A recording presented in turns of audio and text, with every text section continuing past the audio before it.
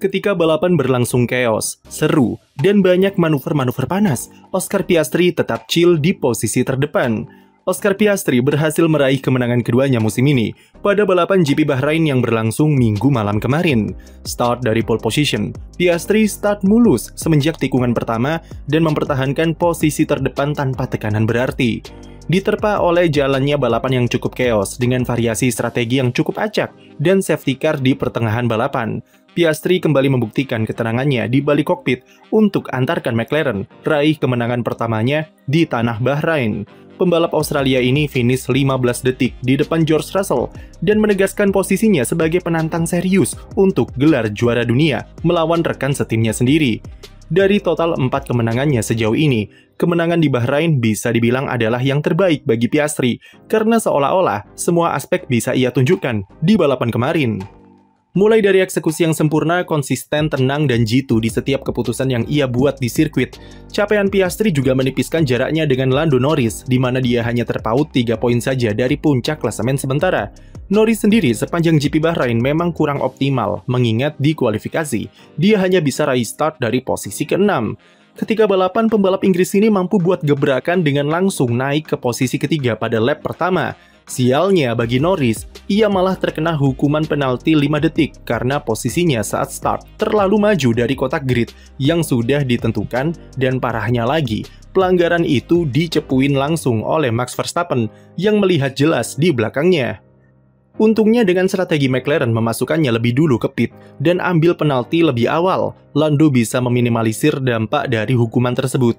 Dalam perjalanannya ke podium ketiga, Norris sempat berduel ketat dengan duo Ferrari, terutama setelah restart safety car. Berulang kali coba manuver tapi selalu gagal. Akhirnya pembalap 25 tahun itu sukses menyalip Leclerc untuk rebut posisi ketiga di lap ke-52 lewat sisi luar tikungan keempat. Sayangnya ia gagal menyalip George Russell yang sudah sempoyongan dengan ban soft serta berbagai masalah teknis yang ia hadapi di fase akhir balapan. Penampilan Russell sangat layak diberi apresiasi karena dia berhasil memisahkan duo McLaren dan melanjutkan tren positifnya dengan meraih 3 kali podium dalam 4 balapan pembuka musim 2025. Performanya selalu solid dan Bahrain kemarin kembali membuktikan kualitasnya yang semakin matang di F1. Russell sejatinya start dari posisi kedua, tapi dia dan Kimi Antonelli harus dihukum penalti turun 1 grid karena keluar garasi sebelum waktu restart kualifikasi ditentukan pada sesi Q2.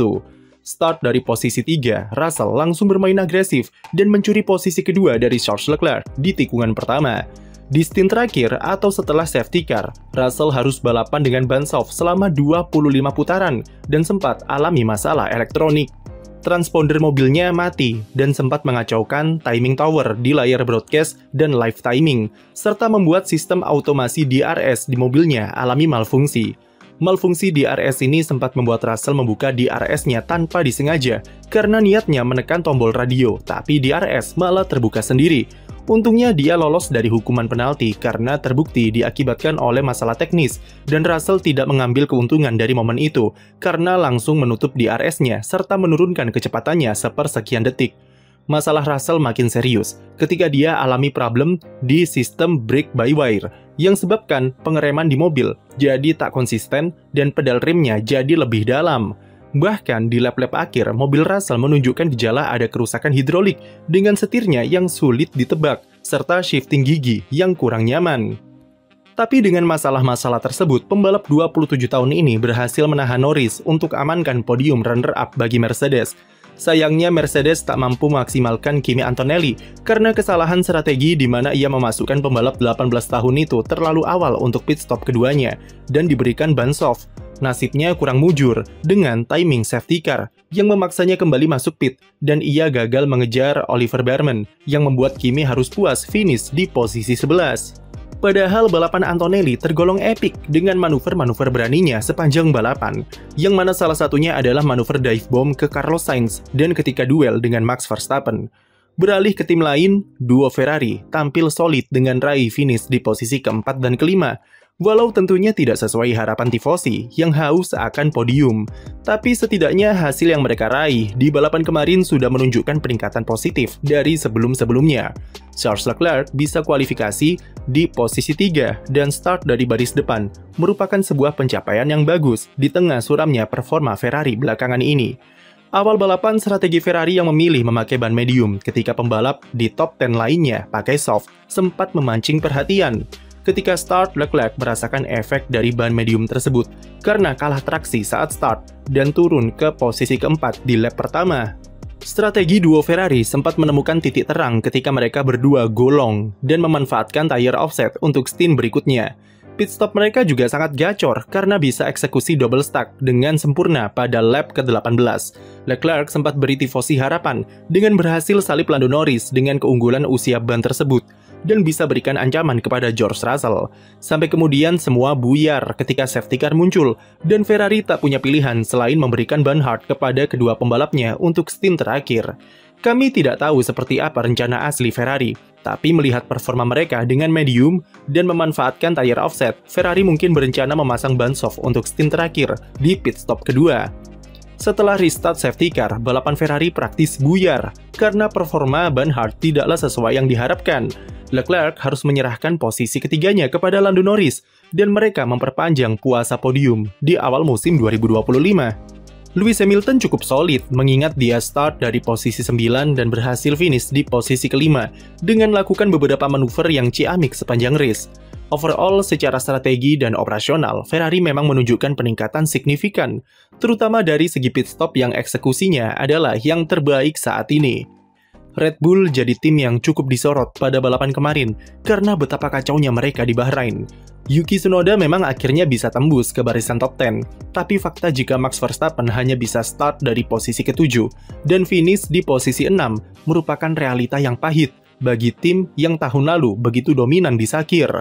Masalah fundamental seperti understeer dan ban yang mudah overheat, plus problem di pengereman adalah alasan utama kenapa RB21 begitu sulit diajak kompromi di Bahrain. Saat balapan praktis, Verstappen tak bisa lakukan apa-apa karena sejak awal balapan semuanya berjalan buruk dan tidak sesuai harapan terutama dari segi operasional. 3 kali pit stop lambat, di mana salah satunya ban kanan depan Max sempat nyangkut, sulit dilepas, dan berujung dirinya harus sempat menghuni posisi juru kunci. Beruntung, timing safety car yang tepat sedikit menyelamatkan balapan Verstappen, dan dia bisa menyalip Pierre Gasly di lap terakhir untuk amankan posisi 6.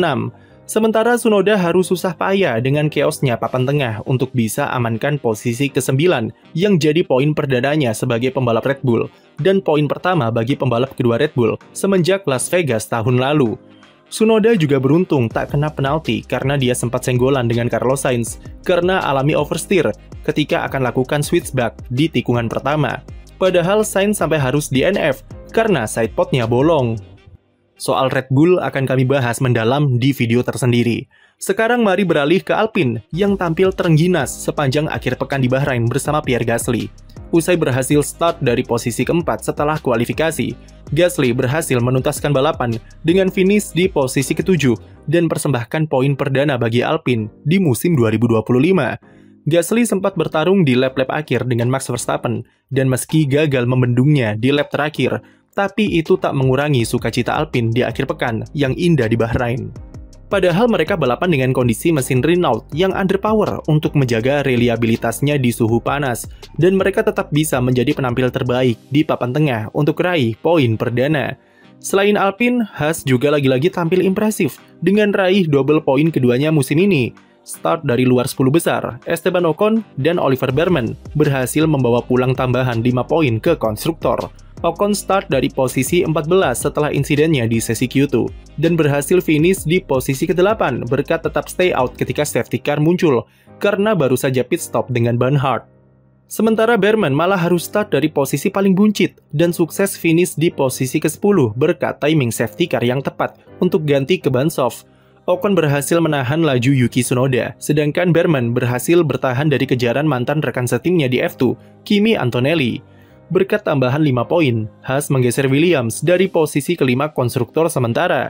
Nasib sial harus dialami Nico Hülkenberg karena harus dihukum diskualifikasi karena plank di skid block underfloor lebih tipis dari 9 mm atau sama seperti kasus Hamilton di Shanghai kemarin.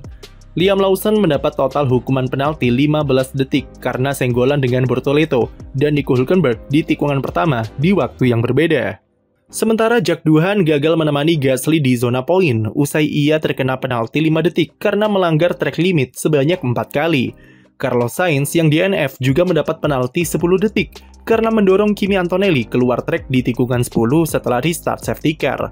Overall, balapan GP Bahrain sangatlah seru dengan variasi strategi serta duel-duel yang sangat ramai sepanjang race. Apa momen favorit kalian di balapan semalam? Tulis di komentar dan jangan lupa beri like dan subscribe untuk konten F1 lainnya.